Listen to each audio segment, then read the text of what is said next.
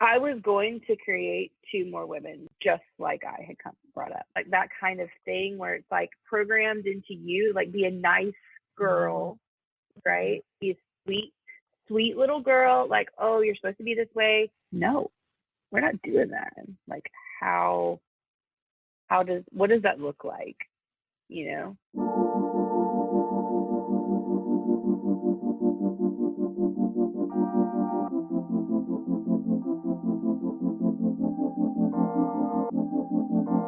Welcome to Openly Spoken, the podcast to help you show up, speak out, and be seen.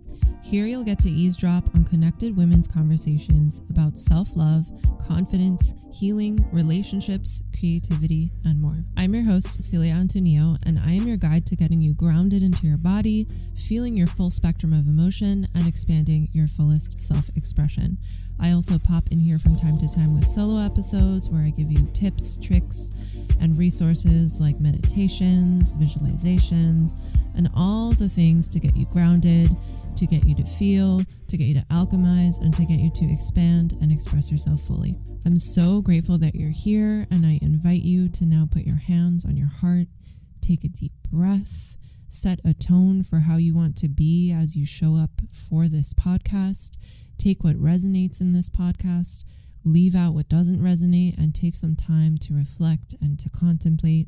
And if there's anything in the podcast you want to chat about, you can always reach out to me on Instagram at selfexpressbabe. Thank you so much for being here. Now let's get started.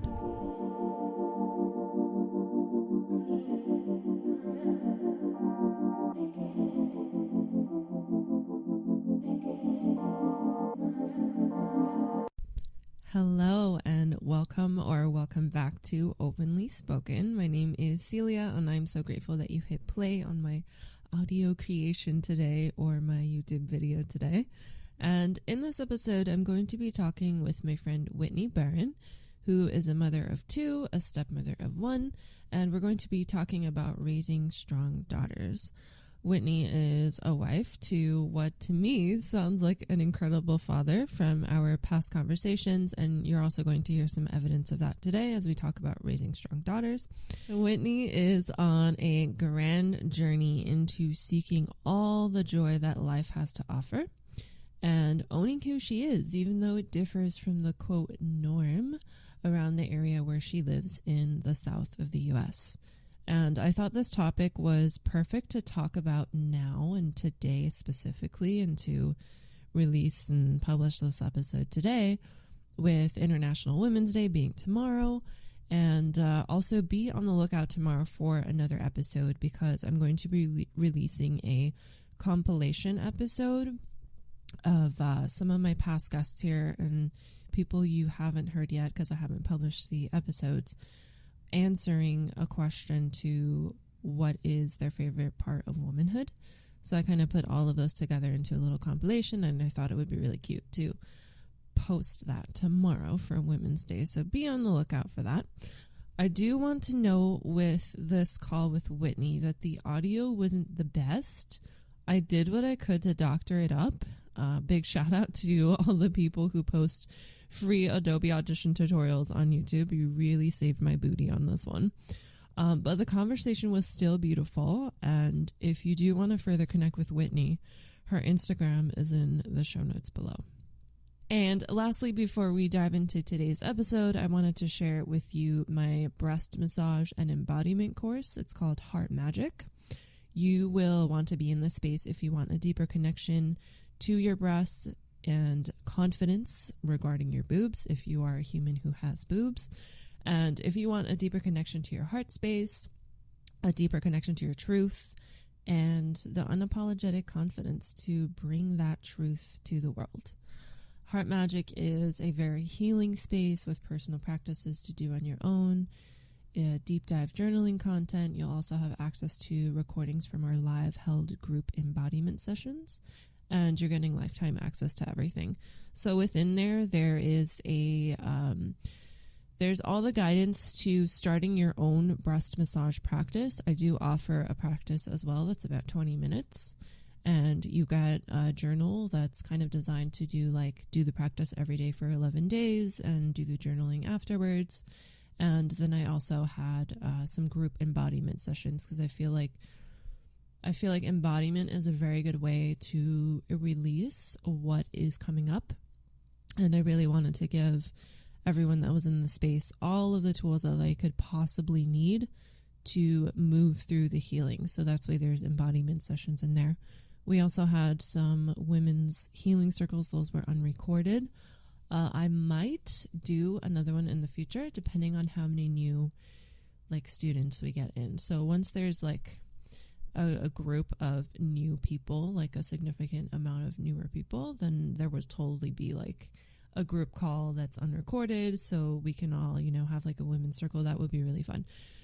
I will say about the lifetime access, to really jump on this, I know that I'm biased because it's something that I've created and that I'm offering with my business, but I am currently also, I wanted to share, I am currently in a coaching certification program from Layla Martin, and I'm in her 2023 cohort of her sex, love, and relationship coaching program. And this means that for sure Heart Magic is going to have some extra stuff in there. I've actually already been adding bonuses and updating stuff and adding extra things in since I launched this originally, which I launched it in October of 2022. I'm currently in Layla Martin's coaching program. So yeah, a little life update thrown into this invitation. But if you're interested in Heart Magic, I'm going to leave a link in the show notes down below. You can also use the code podcast for $30 off. There's a link in the show notes. I would love to have you in there. If you have any questions about it first, feel free to reach out to me. You see my Instagram below, and you can also contact me on my website. All right, without further rambling, let's get into our conversation about raising strong daughters with Whitney Barron.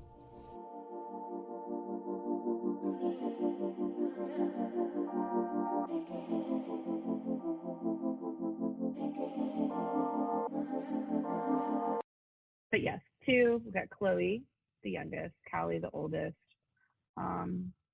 Both from different marriages. They have different dads. That's been, I feel like that's more common these days, but it's still not a common thing. I mean, we live in the South, so things are still very traditional, by the book. I did not go by the book. Yeah. I feel like I was a result of, I fell for everything, hook, line, and sinker. I was just a product of 90s MTV bull crap, So that originally was my biggest goal, was not let that happen to my girls, right? I don't want them to think that they need validation because a guy liking them is validation. A guy wanting to sleep with them is validation. That's so far from it, Yeah. And that you've got you as a woman, you are a vessel, a powerful force. You're a portal to, the other world. So it's you bring life into the world. There's so much that, by keeping us in that box, it keeps us from accessing. So. Yeah, for sure. It's almost like we're deliberately kept away from that, because if once we know it and once we connect with that and we find that to be true, there's no getting us to conform to anything. Right? There's no turning back. Yeah. You can't put it back in the box. Yeah, exactly. It's once you realize that it works, that it's real, and you feel it, then there's no conforming at that point. Yeah. I'm so curious to know, I'm not sure if this relates to our topic at all, but this is what's popping into my mind. So I guess this is what I'm supposed to ask you. So I think it was 3 years ago now, Cardi B came out with a song called WAP. And I'm so curious to know what your initial reaction to that song was. Oh gosh. Yeah. As a mom, I'm oh, I could tell you, I don't even know. Like, I don't know all the words to the song. I don't even think Yeah, I watched neither the do music I. video. Yeah. But I've seen the video, um, but I and don't know all the words. I don't know her message behind the song. I know that initially, just hearing, yeah, the lyrics. Like I said, it's not exactly what I would want my kids listening to, by any stretch of the imagination. But that's not because I'm like, oh, words are bad. You know, this is Mm, it's more. I want them listening to things that, which they're still not on board with, but like, my like super affirmation-y music, like like Tony things like Jones. that. Tony Jones or Tori For me, Jones? Tony for Jones, I me, think. it's like activation, vibration.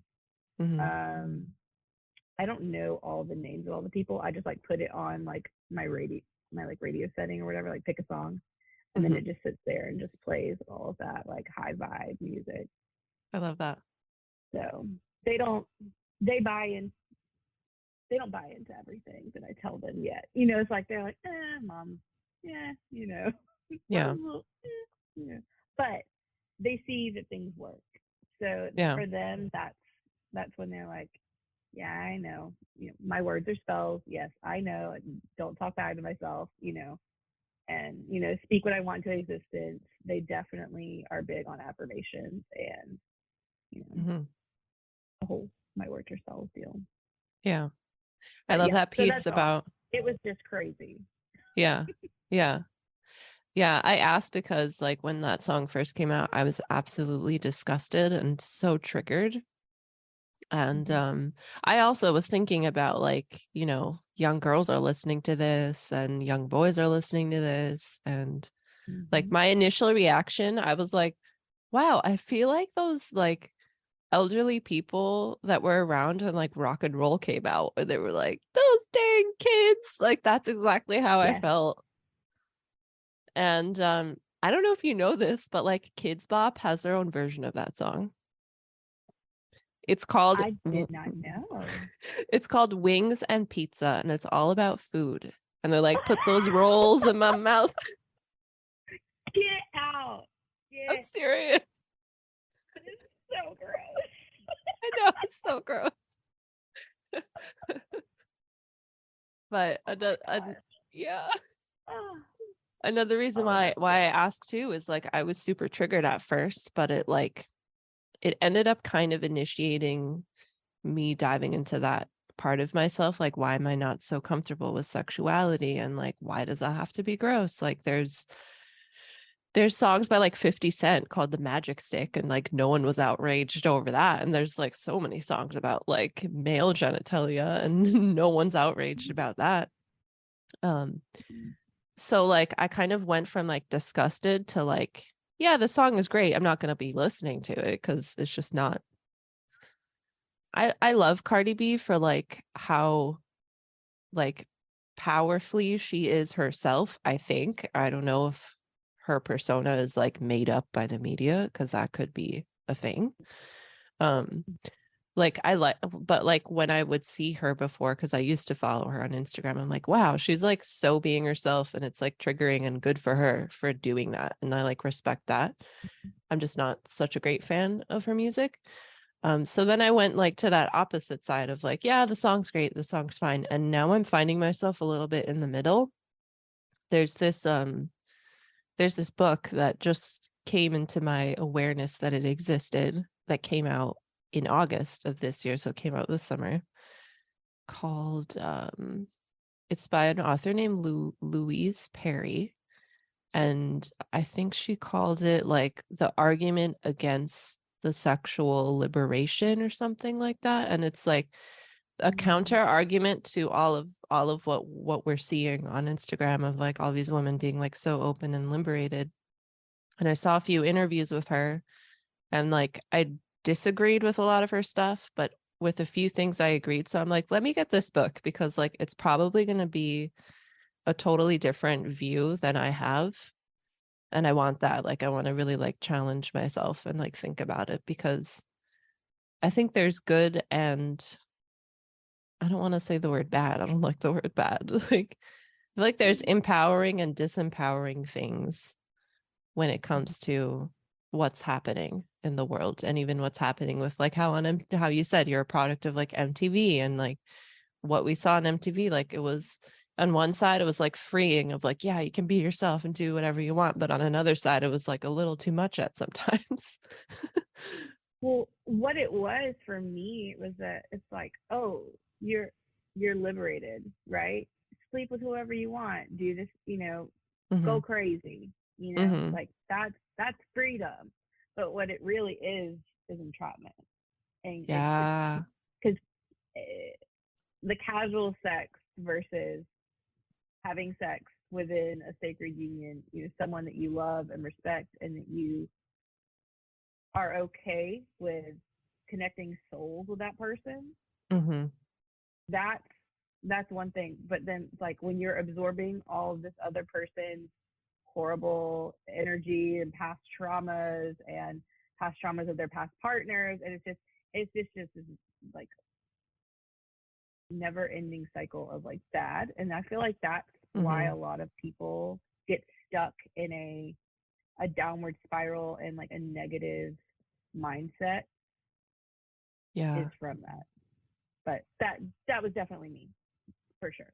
Yeah, same. I wish I would have known like once I was older and I learned about how like you definitely absorb your partner's energy, because like our body is receiving, like you're absorbing their energy, and you absorb all of their karma and their energy and all of their, like if they're not in a good place mentally, like you're absorbing all of that. Like when I discovered that, I was like, "Oh, wow, like I wish my mom would have told me this when I was growing up. Like I would have been way more discerning with my partners." And Yeah, so yeah, that can kind of loop us back into the for sure. raising strong women topic. Hmm.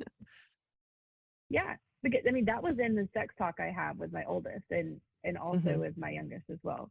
I don't keep anything off of the table when talking to them about sex and sexuality and what you choose to do with your body. Hmm. Um, because for me, not knowing as a kid, that just, for me, it made me more curious. Yeah, I'm like, same. oh, why are they hiding it? What are they hiding? Like, And then you're like, so that looks fun. I want to do that. look at all the attention she's getting. Oh my Yeah. God. Like they're having so much fun. Yeah. Yeah. But, and it's not, and I'm not coming at this because like growing up in a Christian based family, it was like, you don't do this because it's bad and you're going to go burn in hell. And Hmm. that's why you wait till you're married, blah, blah, blah. Right. Hmm. It's like, Yeah. go with the flow, if you will. So it's like, this is coming at it from the perspective of like my daughter's soul and and beyond. It's like their souls, what they get to teach their children if they choose to have children, what they share with their friends, you know, spread these messages of what we should be at our core, like returning to what we've always been. Mm. So I've gotten a little off there, but we were talking about, I want to go back to where we were right before this. I'm trying to think of where we were. With liberated sexuality. Yes.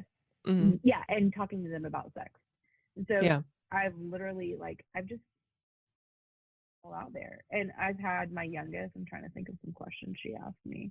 She's asked me some what to me sounds like funny questions, but it's like, oh, well, yeah, you don't know that, right? So it's like, and I just answer it honestly because I'm not Hmm. trying to, I feel like you protect them more by telling them everything. Yeah, because they're gonna find out from someone else if you don't tell them.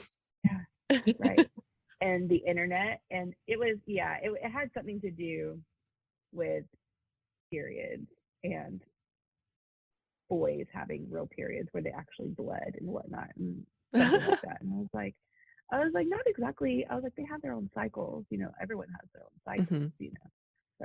But I was like, no, it's not the same as us. And she hasn't had her period yet. She hasn't started. So Mm-hmm. she's always like on the brink, like looking out for it. She'll like have like some weird stomach cramps, and she's like, oh, I think I'm about to start my period. And I'm like, okay, it's fine. It's fine. If you do, we're ready. You're ready. Yeah. You got this. Yeah. Oh, I love that. I love that you're Yeah. doing that. Because like for me when I was a girl, like I feel like I didn't have that guidance like at all. And I remember when I got my first period, I was like terrified to tell my mom. Yep. I was like so terrified. And I had to like end up telling her because like putting tissue paper in my underwear was just not working. And I'm like, I need some other stuff. I need help. Yeah. I know. It's so terrible. Yeah, she's got a whole little kit in her backpack. She's Oh, had that's it since like awesome. last year because you just never know. Yeah. But so yeah, she's ready. But it's still important to me because like you said, you didn't have that growing up. I didn't have that growing up either. Yeah. I just felt like my mom just didn't know to talk to me about these things. It's like Mm-hmm. she just but why didn't she know, right? Probably because her mom didn't talk to her about it. Yeah, Um, exactly. so it's Yeah. this big, it's just this cycle because way back when we didn't talk about these things. It's like Mm-hmm. inappropriate. It's not ladylike. You gotta stay Mm-hmm. away from. And so now we're returning to tribes of women, circles. So it's just, and we don't have to be afraid to do it anymore. That's huge. Yeah. Yeah. Not gonna get burned at the stake. Some Yeah. people may come at us on social media, but okay, big deal. Mm-hmm. So you go do you, we will do us, Yeah. And that all, I mean, we're so That's lucky it. we can say that because it's not like that everywhere in the world still, which is insane to think about. Like right now, That what's happening in Iran, like whenever I see videos or watch articles and like I start crying and then like I put my phone down, I'm like, oh my gosh, I get to just put my phone down and like not yeah. have a part in it, like not have to worry about it. And that's like such a privilege. And like I almost feel bad that I have that. So like, but I think in like, yes, we definitely have more freedoms in the country we live. And I think that leaves like then a ripple effect because if we didn't have that and we saw what was happening in Iran, we wouldn't feel so called to share it and to talk about it and to be like, all right, where can we donate? Who can we talk to? Like, what can we do? Like, if we were still oppressed here, we would just be like, oh, that's happening. Like, I can't. Yeah. You just sympathize with them because you're in the Yeah. same situation. But we're in a place where we can help. Mm-hmm. And by being aware, also, being aware, the more people that become aware and awake and become um, realize of the powers that they hold within themselves, then that also helps. Yeah. Yeah. I agree. Mhm. So when do you think, when do you think this like I don't know, these like decisions of like what to talk to your daughters about and all of that, like was that something that you thought of like as you were pregnant because like of the upbringing you had and you're like, I don't want this for my children? Or like was it something that just kind of like unflowed naturally? Like what was your, I guess, plan? So I didn't have a plan. I was a young mom. Hmm. Callie, my 15-year-old, I think I had her at 20. Hmm. I got married at 19.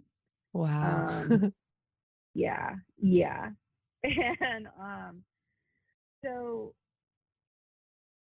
even realized that I was not giving them my best Mm, until um, until I did a lot of healing myself mm, because I was still stuck in that cycle of the agenda that the patriarchy, for lack of a better word, has created for women. So I was going to create 2 more women just like I had brought up Yeah. until that occurred. Till I woke up, and I do credit. Oh, my husband gave me the space to do that. Oh yeah, we've At the talked time, he about had no this boyfriend. before. Yeah, we've talked about Yeah, this before. That's yeah. amazing. He gave me that space, and once that occurred, I was like, okay, we have to make sure that this doesn't happen again. Like, what does that look like?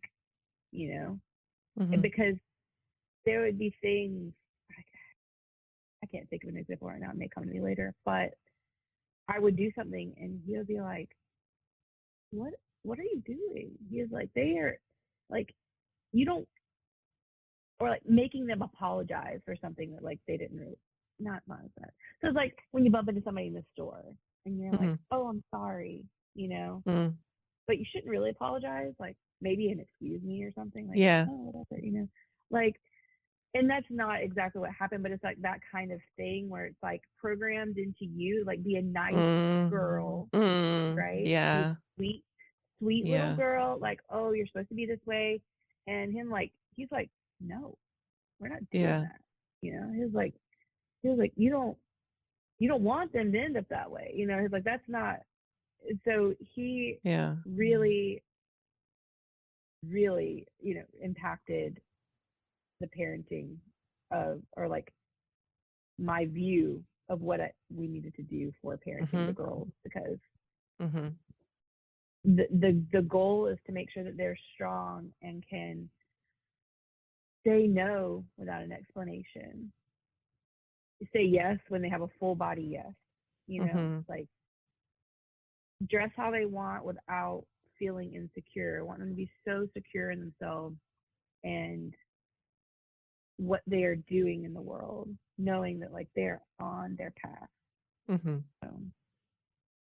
do you ever run into blocks with that piece of like wanting them to feel secure with themselves, just because of like, I know that when you're a teenager, your brain apparently isn't like fully formed yet, and there is a little bit more pressure to like fit in with the people at school or with the people in extracurricular activities or anything. So do you ever run into things like that?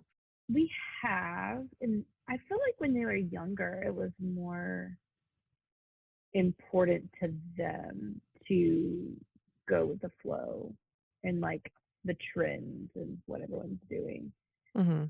Callie, my 15-year-old, she's a sophomore in high school. I honestly feel and believe that she is past that. That's awesome. Like she still likes trends in some fashion trends and stuff, but as far as her personality and maybe her morals, I feel like she's in her own. Now, Chloe being in middle school, she's Middle gotten school is so hard. spicy. She's gotten so Spicy. spicy. Yes. She'll be somewhere with friends and she'll say something, and my girlfriends look at me. They're like, "You got your hands full right now, huh?" I'm like, "Yeah, I do." She is not. She is so outspoken, and I love that about her. But sometimes I'd be like, I'm your mom. Like, don't come at me like that, please." Like, come on. It's like, but, and she's benefiting from this this form of like strong woman raising, way longer than Callie. So she's had it way more. Okay, nice. Yeah, Yeah. so we'll see how she'll be when she's a sophomore in high school. I know. Yeah. So crazy. I think this is amazing because like I think people don't realize like what a kind of like head start this gives you in life. when you get this kind of like strong foundation at home. Because when you don't get the strong foundation at home, you're not super clear on like who you are. And here you are, like 17 or even 16, being asked to decide what you're going to study in college and do for the rest of your life. And like, it's really important at that age to have a strong, solid like foundation and like what is you and like what do you believe in and like having your own thoughts and opinions and stuff, because like that, I think that just really sets you up to have a fulfilling life, because then you're following your heart instead of like always second guessing and questioning your decisions, and essentially like prolonging, I guess, your own happiness, and then hopefully like not everyone gets to have a moment where they get to like you said with you, how you grew up and you had this moment where you like woke up.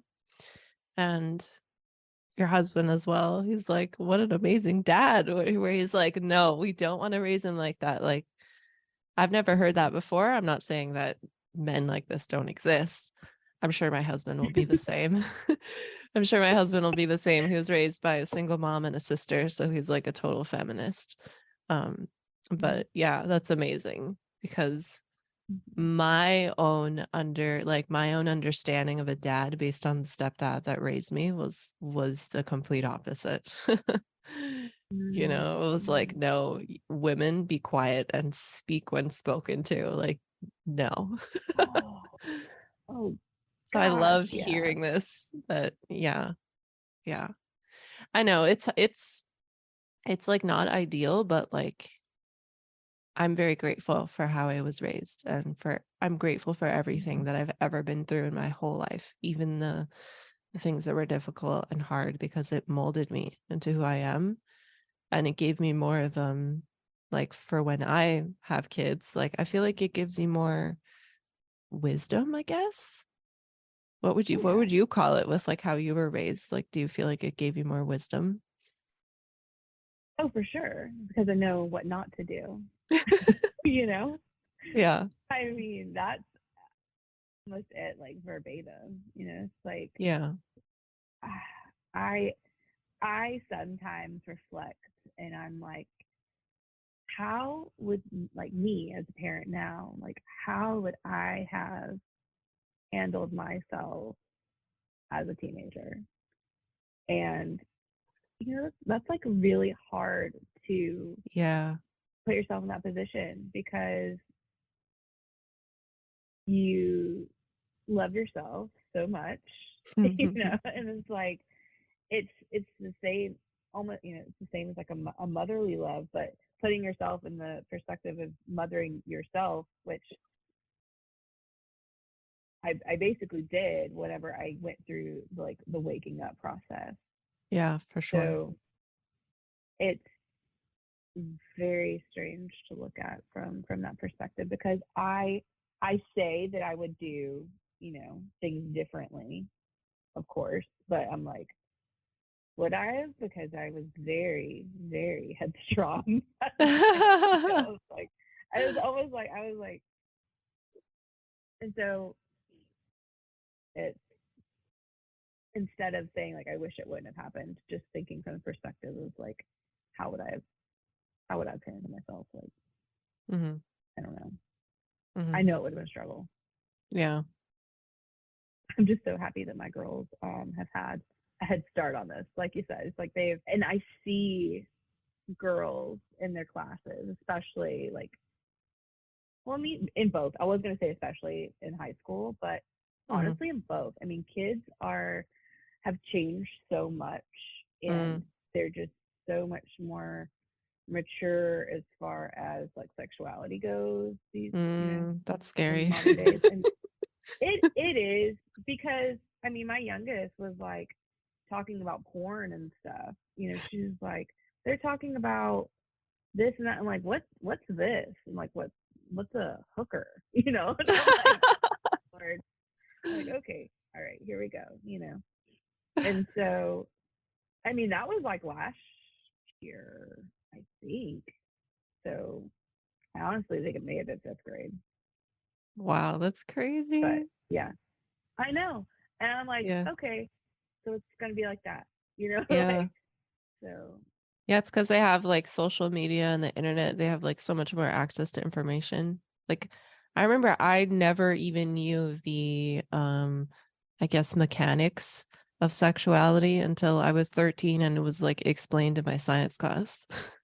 And I was like, Okay. "What? You put that in where? Why would you want to do that? That sounds like it would hurt." Like I remember being like, "That sounds Yeah. horrible." And everything sounds so weird at that age too. And like Yeah. everything's just like funny to kids, it's like you're like, ew, gross, But then you're like, but so what's the big deal about it? Like what's the Yeah. deal? Why is it such a secret? Mhm. Um, Yeah. um, So I have these three questions I like to ask everyone towards the end. But before we get into that, is there anything else that you want to kind of share or say about raising strong women? so I would say probably like the basics, like the things that we want instilled in the girls, but then also like I want to instill in myself. Like I share Mhm. it with my friends and anyone that I can, like that's relevant, So it's like not apologizing for everything, like you don't have to apologize to someone unnecessarily, but we are taught and conditioned to do that so much. Yeah. So that's a big one for us and for me as a person. I still do it. I catch myself doing it sometimes, Mhm. and then I'm like, oh, no, yeah, this is not something we apologize for, you know? Yeah. And then no without an explanation. Like you don't have to say why you're saying no. It's conditioned to be so rude Mhm. and bitchy. But I mean, this goes for guys too. Like guys should be doing this as well. Like people Yeah. should be teaching their sons this as well, Oh yeah, not for just sure. women. But I Mhm. mean, it's like you don't as long so a guy asks you out on a date, you don't really like him like that, right? And he's like, "Hey, you want to go out on Monday night to this ball game?" Okay. No, I have to watch someone's dog, right? I have to watch my best friend's dog that night. Okay, well, what about Tuesday? Uh Because I got tickets for Tuesday too. Oh, well, Tuesday I have to do my laundry. I don't know, right? So then, okay, well, what about Wednesday? Wednesday we can go to dinner, and so then it just becomes this. As long as you're still talking, you're still in negotiation. yeah. So a flat Mhm. out no is all you need. And if they ask why, you don't have to give them a reason. You don't owe them Yeah. anything. Yeah.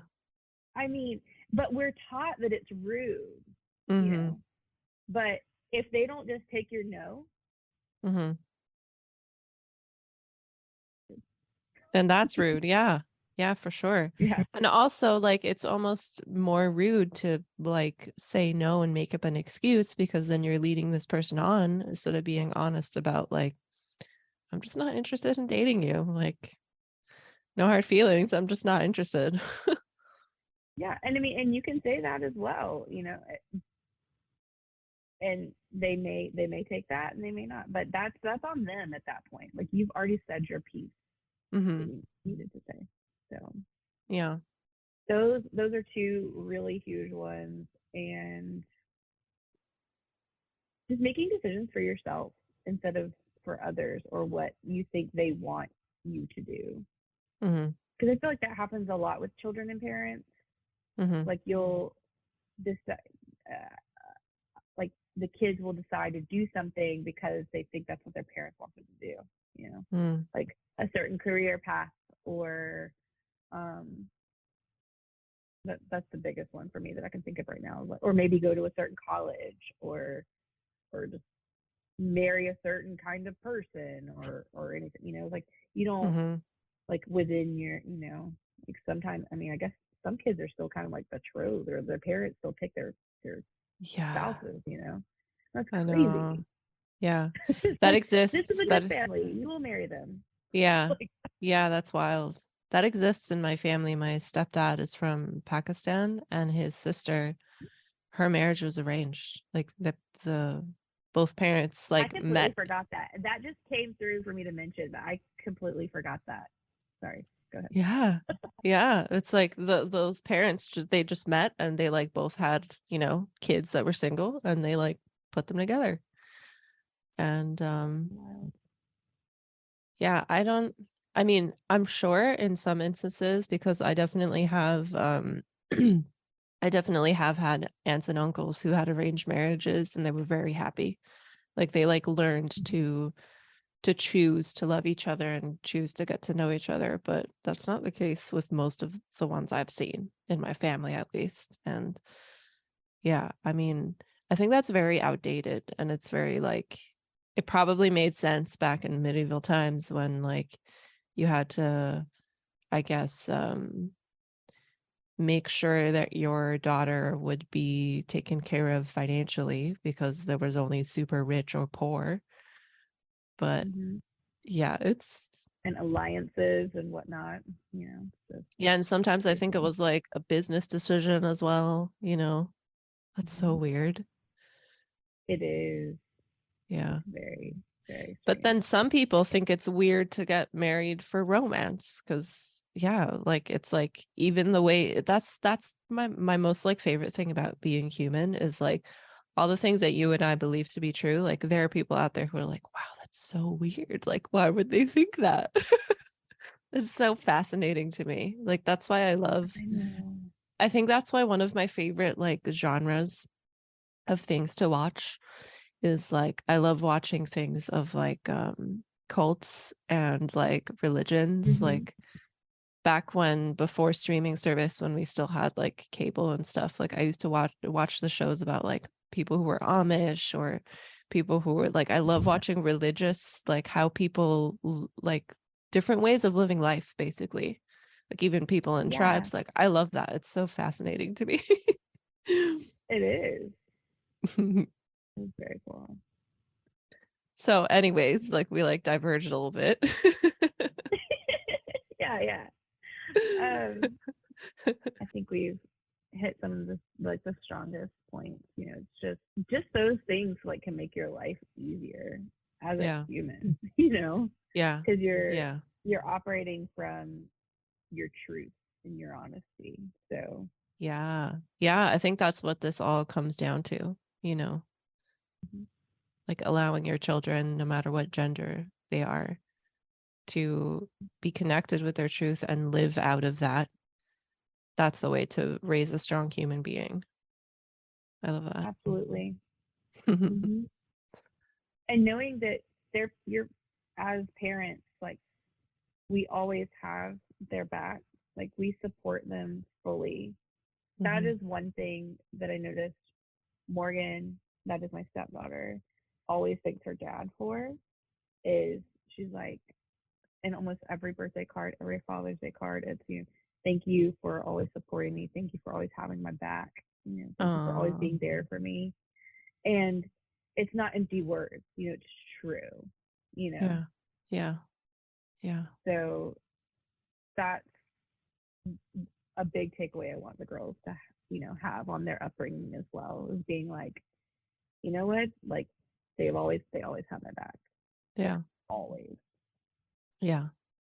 And that's super important as a parent because that like you're putting your own, I guess, like ego aside because you're choosing to have like when you're choosing to have a baby, like you don't get to mold them into who you want them to be. Like they're their own person. And not enough people understand that. And I'm sure you can totally relate like with where you grew up. Like when you grow up somewhere that's super religious, like if your child tells you that they're gay and then they decide like, all right, you don't live here anymore. I really don't understand that. Especially like Mm-hmm. especially from like the mother's point of view. Like you grew that human in your body for 9 months and now you're going to tell them I know. like they're not welcome in your home. Like this could be a whole nother podcast episode. I know. That is absolutely insane. It is another like mindset for me. Like I Yeah. do Yeah. not compute, do not relate. And Yeah. of course, like we said before, not just here, like there's people that can't Everywhere. express their Yeah. sexuality everywhere. Mm-hmm. So, Yeah. a lot of work to be done. So one of the questions I ask everyone is, what does self-love mean to you? Ooh, this is huge because I like this summer really honestly feel like I only experienced feeling self love for like the first time because I just broke down one morning. I was laying in bed. I kind of meditate in bed. Like I'll wake up and then I'll just be like, I'll just start thinking and doing like my gratitude and all of that. And then sometimes it just sort of slips into a meditation. And I was doing that and I told myself, I was like, I love you. And I was like, you mean so much to me. And I just started bawling and like holding myself and just laying there and being like, and just repeating that to myself, like, oh my God, like this is what self love feels like. Holy crap, you know, like this is it. And so, and I mean, like I've like liked myself, like been like totally cool with myself, but like I don't know that I'd felt that. I know I haven't. So that was so huge for me. I had a cacao ceremony for the first time like a few days before. I think that had a lot to do with it. But then also we were in towards the end of medicine use as well. And so things were just really clicking and falling into place. And when that happened, I was just like, wow, that's what this is. But so what does it mean to me? Maybe like the most raw and exposed, but yet comfortable about it, like in in your body. It's like you are to where there's not even anything you want to hide from yourself.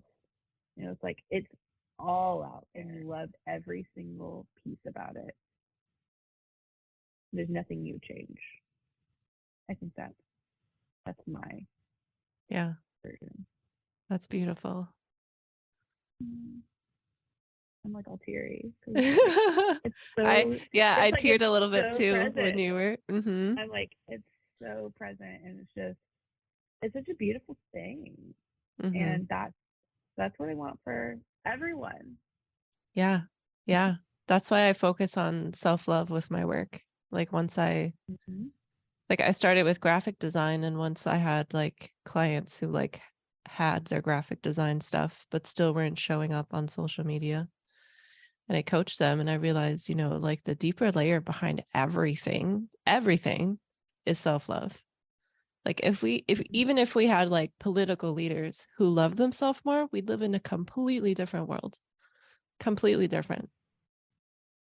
And like what kind of bothers me about self-love is like the way it's communicated most times is like face masks, bubble bath, go shopping for yourself. Like that, it's a part of it, but it's not like that deep self-acceptance of, like you said, like it's raw, it's vulnerable, it's like probably ugly at sometimes, but like you still see that and you're like, I love this, I wouldn't change it, and I accept it, and it's totally okay with me. And I want that for every human as well. For sure. So the next question is, what makes you feel the most grounded? It's being out in nature, but with my family. We do spend almost every weekend like out in the woods in some way. So, I feel very blessed because we do have that opportunity. We have one of the largest national forests. I think it's the largest one in the state of Florida, the Blackwater River National Forest, I believe. And I mean, the girls have been going out there ever since they were little, so that's amazing. And there's, clear freshwater creeks, and there's pine trees and oak trees and animals, and it's just that's where you can just really, just as soon as you get there, you just feel different, So Yeah. that's where I feel it the most. But then, of course, like when you need to feel grounded at home, you just go outside, you go stand in the dirt, you get some good, good grounding in there. My husband actually, he saw the thing on TikTok with the, it has to do with tape. I think it's like some kind of metallic tape and like cords, and you like run it outside and you run it to your mattress or something. And he's like, oh, we're doing that. We're doing that. So that your mattress is connected to outside? So you like ground while you sleep or something, because you know how we used to sleep on the dirt, and like now we don't anymore. So I was like, we'll see. That's so funny. I don't know. This could be one of those TikTok tricks. Yeah. Yeah. But I don't know. Okay, so one more question, and then we'll dive into like where people can find you and connect with you. Okay. It's my favorite question. What is your favorite part about being a woman? For me, it is the ability to be a mother. Because I feel like without that, I wouldn't have had the transformation that I had. Yeah. The perspective that it gave me. And more recently, finding out all of the inner workings of how our bodies are connected to like other realms, just because it's like what we do, what we can do is so powerful. Like I know that men have their own thing, but for us it's like we literally have the ability to bring other lives into this world. And man, I don't know that it gets better than that. But I mean, I know there's plenty of people, and I honor people's decisions to not have children, but for me personally, that's my that's it for me. Yeah. Birth sounds like a huge initiation and a huge like invitation to just surrender and let go, like while it's happening. And I'm excited for it. I used to be terrified of birth, and now I'm like, I want to push a human being out.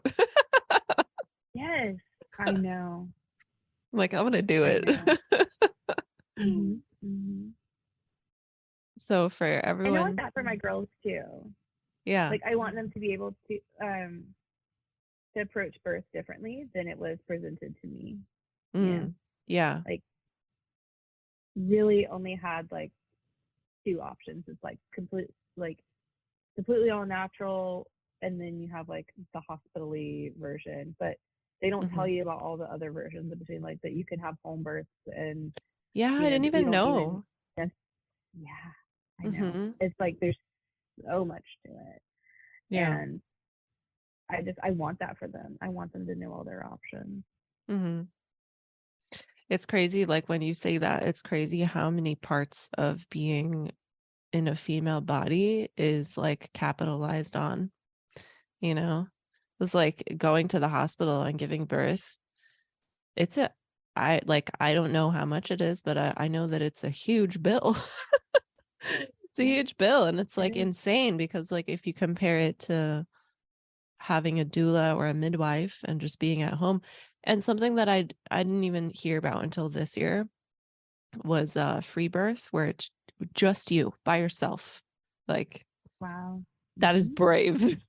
Like that's free. You don't have to pay for that. No. And it's just completely intuitive, right? It's like yeah. I'm sure there's preparation to do before that. Yeah. Like lots of it. Gosh, yeah. I can only imagine. Yeah. But like even going deeper with like how being in a female body is so capitalized on, like all our our products for our cycles, makeup, hair, like fashion. Like there's so many industries that profit so much. And I'm sure it's like a huge significant difference, like how much the fashion industry profits off of people who identify as female versus people who identify as male. And like makeup as well. I know that makeup is now like a little bit more accepted for men to wear. I know that there's who's that one rapper that likes to wear makeup? I think it's Post Malone. I think he wears like eyeliner and nail polish and stuff. And I love that there's I love that there's a questioning of like, what does it mean to be a man? What does it mean to be a woman? And like, that's something I was never exposed to until I lived in New York City. I remember hearing about like gender fluid. I'm like, what's gender fluid? And then when someone explained to me, I was like, oh, cool. Like, I didn't even know that was a thing. And it's just, again, interesting, like how many different ways there is to live as humanity, you know, with religion, with sexuality, with self-expression, with art, like with just so many different forms of like how we get to be ourselves and share that with the world or keep it to ourselves. It's true. Whatever we decide to do. Yeah. That's so beautiful. Thank you. So for everyone who is tuning in, where can they find you online? How can they find out more about you? Instagram is my main channel at the moment. It's soul_ascension, but it's like soul like the sun, SOL. I'll put it in the show notes. Ascension. Yeah. I am going to probably make a TikTok eventually, but I'm just right now, Instagram is where you'll find me. Yeah. You're brave with the TikTok. I can't do TikTok. It's like the platform is so well designed that like the first time I downloaded it, I spent hours on it. I was like, I need to delete this. Like, this is not healthy for me. So yeah, you're brave.